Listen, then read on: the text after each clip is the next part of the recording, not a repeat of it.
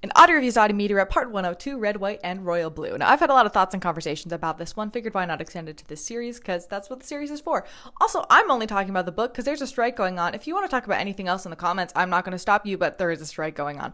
Now, the major identifier we get about Henry during the book is that he infodumps about random super niche things. He also struggles severely with sleep. He prefers to communicate in quotations and stories rather than his own thoughts. He also sees right through social norms and falsehoods immediately, masks all the time, and has a very strong sense of justice.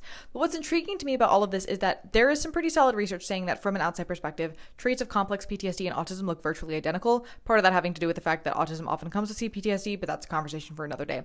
But this is an interesting case to look at that because we know that given Henry's royal upbringing, he's used to repression and forced masking, not being able to love who he loves, talk about what he wants to talk about, be who he actually is, etc. And he's also had a wild amount of pressure on his shoulders from such a young age. So it's quite plausible that Henry could just be an allistic guy who has developed a lot of anxiety and PTSD that causes him to be fidgety and causes him to hyper-focus on the micro-information just to have something to do because he's so isolated, and then infodump about it to the very few people in his life who actually care to listen.